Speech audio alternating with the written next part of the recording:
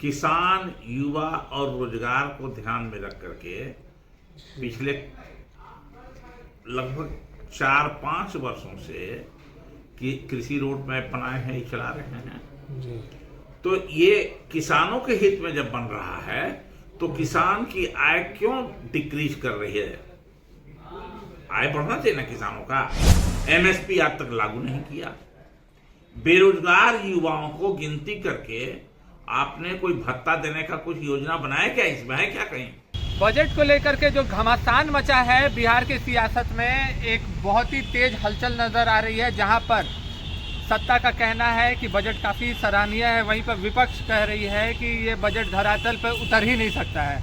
नमस्कार, मैं हूं फलक सिंह और आप देखना शुरू कर चुके हैं आगाज़ एक्सप्रेस। आज हम मौजूद है आरजेडी कार्यालय में, जहां पर हमारे साथ आज उपस्थित है आरजेडी से और साथ ही में पूर्व विधानसभा अध्यक्ष उदय नारायण चौधरी जी। उनसे जानते हैं कि क्या असलियत है इस बजट की, क्या ये बजट धरातल पर उतर सकता है और क्या ये बजट जनता के हित में है और इसे विपक्ष किस तरीके से हथियार बना करके सरकार पर प्रहार करने जा रहा है। सर, जिस तरीके के बजट की घोषणा हुई है 3,16,895 करोड़, नेता प्रतिपक्ष ने कहा है कि बिहार सरकार के पास रेवेन्यू है ही कहाँ जो ये बजट पूरा होगी। पहली बात जान लीजिए कि बजट कमाने क्या है। जी। बजट कमाने होता है कि आय व्यय का हिसाब, खर्चा देना, और आगे हम जो काम करने वाले हैं जी, उसको हम कैसे पूरा करेंगे, कहाँ कहाँ से पूरा करेंगे। जैसे किसी आदमी को वेतन मिलता है 500 रुपया और वो खर्च कर देता है 1000, तो उसका क्या हालत होता है गांव में। और 10 महीना खर्चा कर देगा, 1 साल खर्चा कर देगा तो या तो कर्ज लेगा और अनाप शनाप खर्चा करेगा, कोई नशे में, युवा में, किसी तरह से कोई खर्च कर देता है, तो उसका हस्त्र गांव में क्या हो जाता है, घर में वो तो पूर्ण रूप से उसकी हालत खराब हो जाती है। तो यही है बजट छोटे स्तर पर गांव हमारे राज्य का। तो राज्य का जो बजट है, ये जैसे दिल्ली का बजट भौकाल है जी। अब 5 ट्रिलियन का वर्ड भुला गए, वर्ड में भुला गए हैं, केंद्र सरकार भुला गई है 5 ट्रिलियन। तो ठीक उसी तरह से हमारे यहाँ बिहार में है।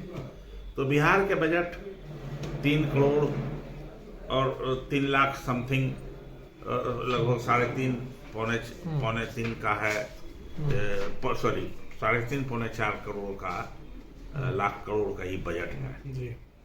तो ये पैसा आप कहाँ से खर्च कीजिएगा, इसकी भी आपको जानकारी देनी होगी ना। तो 2 तरह का है खर्चा। एक तो है कि हमको कितना आय होगा जी। और क्या क्या चीज में हम खर्च करेंगे। जैसे आय है कि टैक्स लगाते हैं आप, उस टैक्स से हमको मिलेगा। निबंधन टैक्स है, रोड टैक्स है, एक्साइज टैक्स है जो खत्म हो गया है अब, आयकर है, सेल टैक्स है, जो सेल टैक्स बदले अब क्या होता है, दूसरा आजकल जो एक ही जगह सब कलेक्शन हो रहा है, जीएसटी। तो आपको इस तरह से टैक्स या रेवेन्यू कितना आपको प्राप्त होता है, या कुछ बेच उसके भी कितना आपको आय होगा। तो जितना आय होगा उसके अनुपात में आप जो काम करने के लिए ले रहे हैं इतना लंबा, तो कहाँ से खर्च कीजिएगा, लोन लीजिएगा, बेचिएगा, इसका कोई हिसाब सही तरीके से नहीं है। सी वोटर्स का सर्वे कराया गया था। आप फिर बदल रहे हैं, इधर उधर भाग रहे हैं, आप बजट से कूद गए उधर सी वोटर पर। तो कहीं से भी, जैसे फॉर एग्जाम्पल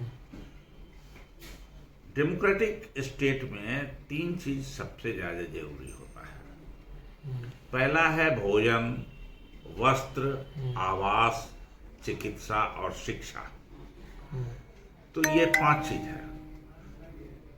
शिक्षा पर पिछली बार से बजट कम है, शिक्षा पर ही पिछली बार से बजट कम है।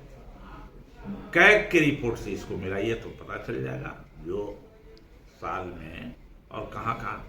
तो उन सभी का कोई इसमें समावेश नहीं किया गया है। बजट एकदम से लगता है जैसे ही झोल झाल करके पर रख सर दिया सरकार का ये कहना है कि किसान, युवा और रोजगार को मद्देनजर रख करके ये बजट बना है। गया। किसान, युवा और रोजगार को ध्यान में रख करके पिछले लगभग 4-5 वर्षों से कि कृषि रोड मैप बनाए हैं, चला रहे हैं। जी तो ये किसानों के हित में जब बन रहा है तो किसान की आय क्यों डिक्रीज कर रही है? आय बढ़ना चाहिए ना किसानों का। तो मोदी जी ने भी कहा किसान का आय हम दुगना करेंगे, जी। बीजेपी के लोगों ने 3 लाख से 5 लाख किया है सर केंद्र में बजट को, केसीसी को। बजट न किया भाई। जी हम आज तक हमारे यहाँ एमएसपी सुनिश्चित हुआ क्या नहीं। है? तो फिर आप बजट दिखा रहे हैं, मैंने लोगों को मैंने केवल झलकी दिखा देते हैं कि हम ये करेंगे, वो करेंगे, वो करेंगे। आज 0 पर हैं। एमएसपी आज तक लागू नहीं किया। बेरोजगार युवाओं को गिनती करके आपने कोई भत्ता देने का कुछ योजना बनाया क्या? इसमें है क्या? कहीं नहीं है। उसी तरह से कृषि का नहीं है, बेरोजगारों का नहीं है, जो गरीब लोग हैं उनके लिए कुछ नहीं है। तो ये बजट है किसके लिए भाई? पर युवा ये बजट केवल रोड बनाने के लिए है, पुल बनाने के लिए, जो पुल ढह रहा है। पर छात्राओं के लिए सर क्रेडिट दिया जा रहा है, 1000 सरकार दे रही है।